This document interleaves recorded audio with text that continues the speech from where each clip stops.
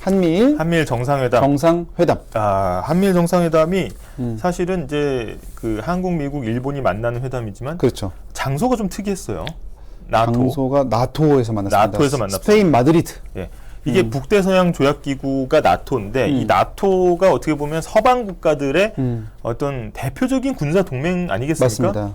근데 거기에 가서 그 심장부에 가서 나토 회의에서 한미일 정상회담 했다. 이것도 의미가 좀 있을 것 같아요. 그렇죠. 그래서 지금 사진 잠깐 보면은 네. 이게 이제 지금 스페인 방문해서 스페인 국왕과 왕비를 이렇게 만나는 사진이에요. 네. 근데 사실은 이 주최 측 만나는 거죠? 사실 저희가 이 스페인 왕비님 같은 경우에는 컨텐츠로 한번 다루긴 했어요.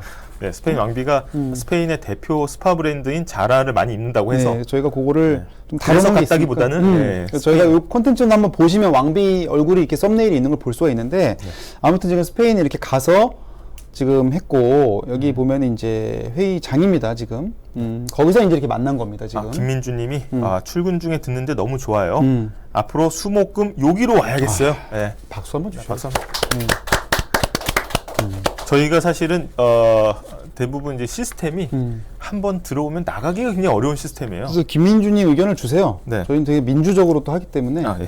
민주적으로 네. 민주님 의견을 적극적으로 수용하겠습니다. 이런 게 좀 힘들긴 합니다만 내용으로 좀 좁혀보면은 네. 사실 이제 아까 한미일 그 3자 정상회담이 이루어졌다는 소식을 전해드리면서 그럼 어떤 내용이 오갔냐 했을 때 일단 요 테이블에 누구를 올려놨냐? 중국을 올려놨습니다. 그렇죠. 예, 중국을 처음으로 올렸다. 그래서 새 전략 개념을 나토가 세우는데 이 나토가 2022 전략 독트린에서 중국의 도전을 언급했습니다. 맞습니다. 그러니까 이제 전략 계획이 이번에 12년 만이라고 하죠. 네. 전략 계획을 수정하는 게. 그래서 이 중국을 명시적으로 이제 좀 위협적인 존재로 규정한 거고요. 네. 이게 왜 또 이런 문제가 또 벌어지는지는 저희가 이제 잠시 후에 또 빌런 사냥에서 좀 다뤄보긴 할 텐데 아무튼 이 규정된 나토 모임 자체가 중국을 의식하는 지금 움직임 보였단 말이에요. 네. 사실은 원래 이 나토가 지금까지 대립구도로 보면 러시아의 대립구도가 있지 않았습니까? 그쵸. 왜냐하면 우크라이나의 나토 가입을 굉장히 민감해하면서 러시아가 이걸 가지고 거의 전쟁의 명분으로 삼았었거든요. 그렇죠. 그런데 이게 오늘 새 전략에 중국의 도전이 들어갔다는 건 뭐냐면은 이게 어떻게 보면 이 미국과 유럽의 동맹 라인이 이 아시아 태평양 지역까지 확장이 됐다 이렇게 볼 수가 있고 그다음에 굉장히 원색적으로 좀 비난을 했어요. 그래서 중국의 대외 정책을 놓고는 강압적인 정책이다. 그다음에 악의적 사이버 활동이다. 이렇게 강도 높게 비판을 하기도 했습니다. 그러니까 이거는 전선이 좀 확대된 걸로 봐야겠죠. 그렇죠. 그러니까 요거는 이제 나토 얘기고. 네. 그래서 요런 모임에 일단 갔다는 것 자체가 그렇죠.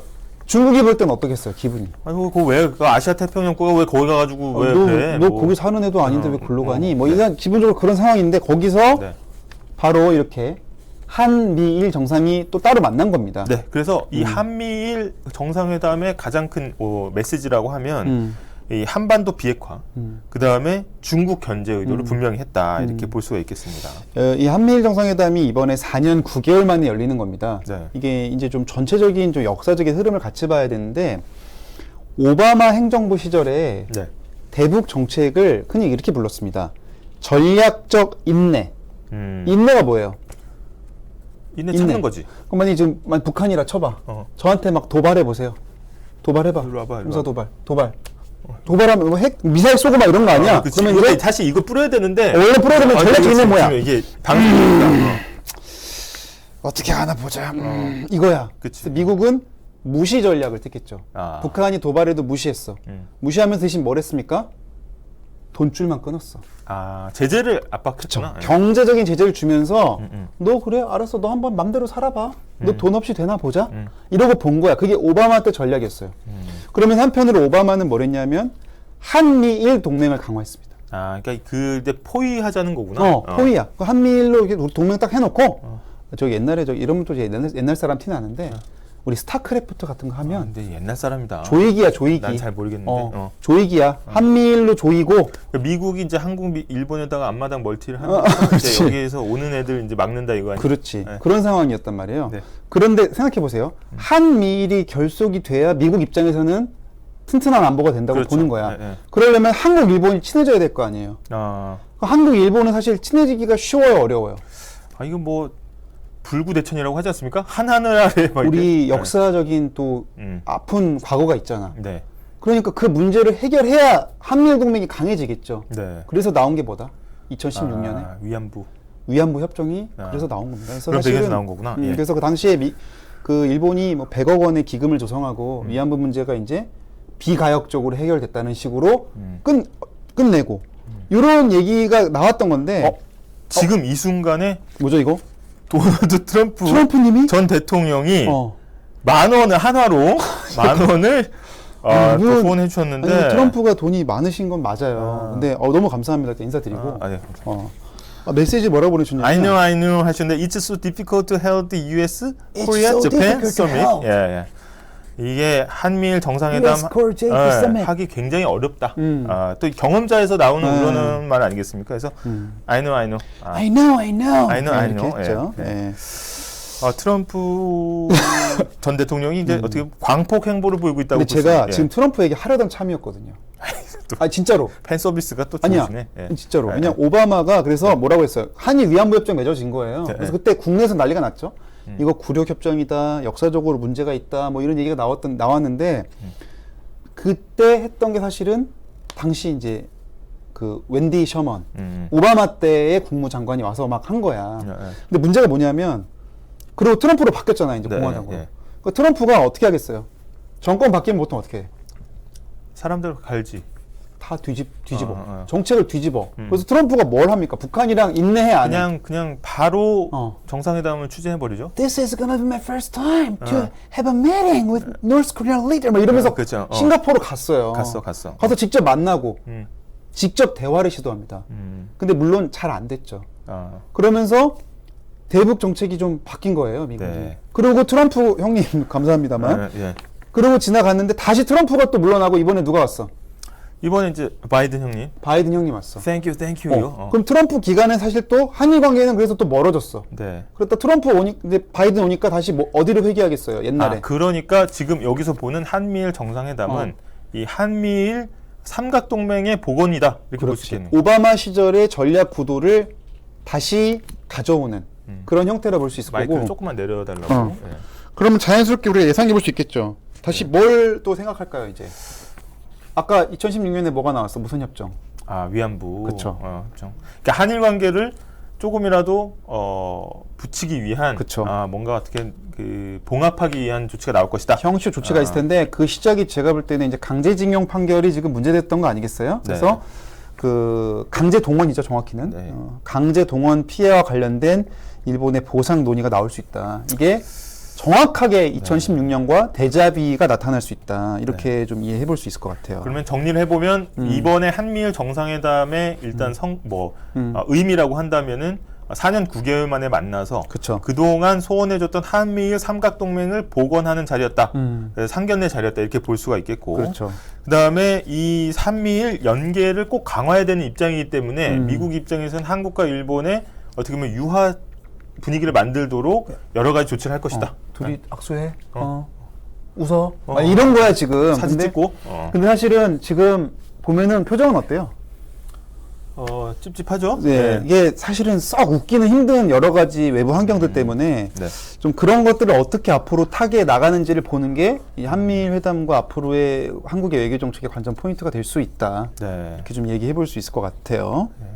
그다음에 또 하나의 포인트라고 하면은 이제 핀란드와 스웨덴이 새 회원국으로 나토에 가입을 했고 이건 또 러시아를 굉장히 자극하는 그렇죠. 제스처가 되겠습니다. 그리고 나토가 참 이게 격세지감인데 예전에는 전략적 파트너로 러시아를 명기를 했는데 그쵸. 이 부분이 국제 질서에 위협이 되고 있다 러시아가 이렇게 또 문구를 바꿨습니다. 이게 사실은 전략적 파트너일 수밖에 없었던 게 사실은 러시아한테 빨대를 꽂았거든요, 유럽이. 그렇죠. 이 천연가스를 실제로 에너지원을 상당수를 러시아에서 가져왔고 그래서 러시아가 전략적으로 당연히 중요할 수밖에 없었어요. 네. 근데 지금 그걸 갖고 막 목리 부리고 막 우크라이나 쳐들어오고 하니까 이제는 이 바뀐 삐까뻔쩍님이 그런 상황이고. 포토타임으로 끝남 이렇게 하셨는데 실제로 이 한미일 정상회담이 약 30분간밖에 이루어지지 않았거든요. 굉장히 빠른 일정이었다라고 하면 뭔가 심도 있는 논의가 오가기는 어렵겠죠. 그래서 이번에 평가는 뭐냐, 저 상견례에 그친 약간 그런 평가가 있습니다. 네.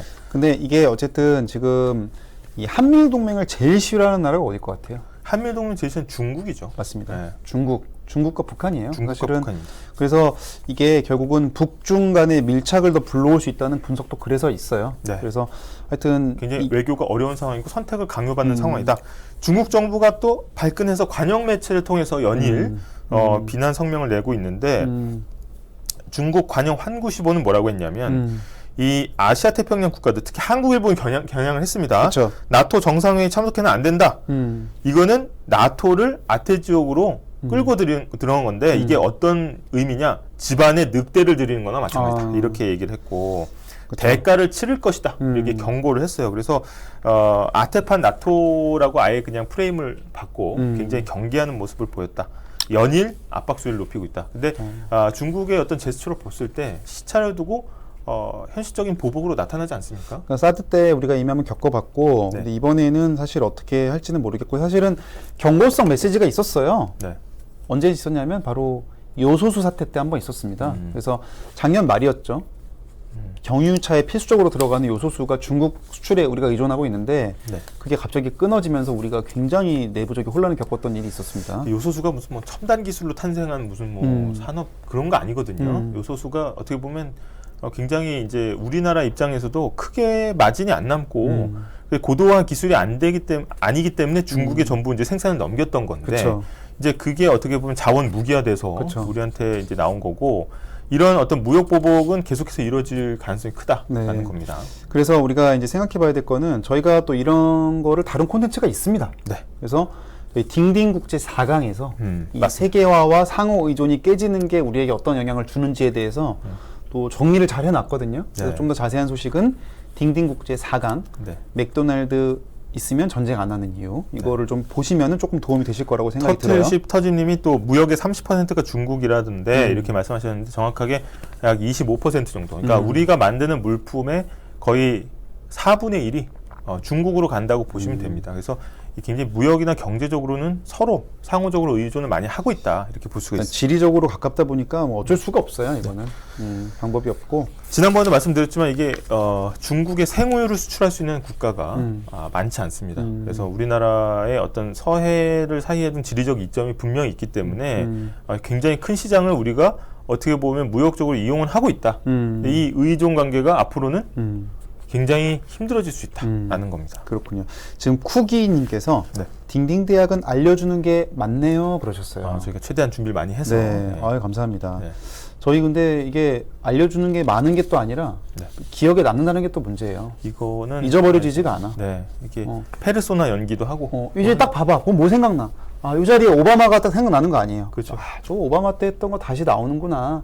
미국도 민주당이 집권하면서 정책이 바뀌었구나. 이런 거를 딱 연상하면서 이제 보면은 이해가 훨씬 쉬우실 세 겁니다. 명이 앉아서 테이블에 중국을 올려놨네. 이렇게 또 이해가 쉽게 얻어가시면 될 것 같습니다. 그런 느낌으로 보시면 될 것 같고요. 네. 저희 그래서 오늘 실검은 다 살펴봤고 그 다음 순서로 또 이제 뉴스 볼 때 턱턱 막히게 하는 놈들 저희가 잡아서 쫙 뽀개버리는. 쫙 펴드리는 빌런 사냥 코너로 넘어가겠습니다. 가보시죠.